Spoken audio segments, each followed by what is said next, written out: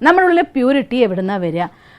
ഉപബോധ മനസ്സുകളിലുള്ള പരിശുദ്ധിയാണ് ഒരു കൃത്യമായ ഡിസിഷൻ എടുക്കാൻ. നമ്മൾ നോക്കുക, 2 ഗ്ലാസ് കൂടെ ചേർത്ത് വെക്കുമ്പോൾ ആ 2 ഗ്ലാസ്സിലും വേറെ പോറലൊന്നും ഇല്ല എന്നുണ്ടെങ്കിൽ 2 ഗ്ലാസ് ചേർത്ത് വെച്ചു എന്ന് പോലും നമുക്ക് തോന്നില്ല. നോക്കുന്ന സമയത്ത് ലൈറ്റ് റേസ് ഈസി ആയിട്ട് അതിലൂടെ പാസ് ചെയ്യുന്ന നമുക്ക് കാണാം. അതുപോലെ തന്നെ നമ്മുടെ ബോധ മനസ്സും ഉപബോധ മനസ്സും രണ്ടിനെയും നമുക്ക് ശുദ്ധമാക്കാൻ കഴിയുമെങ്കിൽ അതിൽ ഒരു തീരുമാനം എടുക്കുന്നേക്കാൾ മുന്നേ നമ്മുടെ ഇൻറ്റ്യൂഷൻ അക്യൂറേറ്റ് ആയിട്ട് പ്രവർത്തിക്കാൻ തുടങ്ങും. ഇത് ഇങ്ങനെയാണ് സംഭവിച്ചാൽ ഇങ്ങനെ ഉണ്ടാവും, അതുകൊണ്ട് ഡു ഇറ്റ് എന്ന് നമ്മുടെ മനസ്സാക്ഷി അഥവാ നമ്മുടെ ഉപബോധ മനസ്സ് നമുക്ക് ഉത്തരം തരാനായിട്ട് തുടങ്ങും.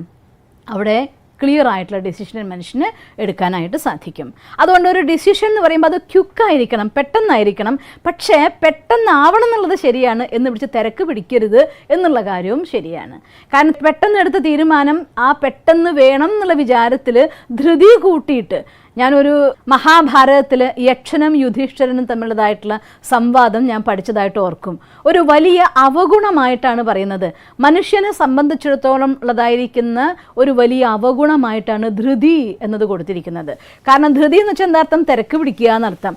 സ്വന്തം മനസ്സിൽ വരുന്നതായിട്ടുള്ള ശബ്ദം എന്താണ്, സങ്കല്പം എന്താണ്, ഇതിൻ്റെ പരിണത ഫലം എന്താണ്, ഇതൊന്നും മനസ്സിലാക്കാതെ കണ്ട് ഇമോഷണലി ചാർജ്ഡ് ആയിക്കൊണ്ട് ഒരു തീരുമാനം എടുക്കുക. മുന്നേ നമ്മളൊരു ക്ലാസ്സിൽ പറഞ്ഞിരുന്ന ഓർക്കുന്നില്ലേ, ഒരു തീരുമാനം ഇമോഷണലി ചാർജ്ഡ് ആയിട്ട് എടുക്കരുത്.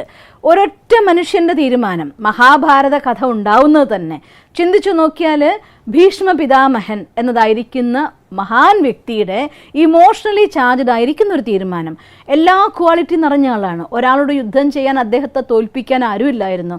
ധർമ്മപക്ഷത്ത് നിൽക്കാൻ വേണ്ടി അത്രയധികം ധാർമ്മികതയെ സ്വന്തം മനസ്സിൽ കൊണ്ടുവന്ന മനുഷ്യൻ, ദേവിയുടെ മകനായിട്ട് ജനിച്ച മനുഷ്യൻ, ഏറ്റവും ശ്രേഷ്ഠനായിരിക്കുന്ന പരശുരാമൻ്റെ ശിഷ്യനായിരുന്ന മനുഷ്യൻ. ഇല്ലാത്ത ഗുണങ്ങളൊന്നുമില്ല, പക്ഷെ ഒരു ഗുണം പോലും തൻ്റെ ജീവിതം കൊണ്ട് ലോകത്തിന് ദാനം കൊടുക്കാൻ അദ്ദേഹത്തിന് സാധിച്ചില്ല. മഹാഭാരത കഥ നിങ്ങൾ വായിച്ചു നോക്കിയാൽ അറിയാം. ധർമ്മത്തിൻ്റെ ശക്തിയായിരിക്കുന്ന ഭീഷ്മ പിതാമഹൻ അധർമ്മത്തിൻ്റെ കാവലാളായി നിൽക്കേണ്ടി വരികയാണ്. എന്തുകൊണ്ട്? ഇമോഷണലി വീക്കായിട്ടെടുത്ത ഒരു തീരുമാനം.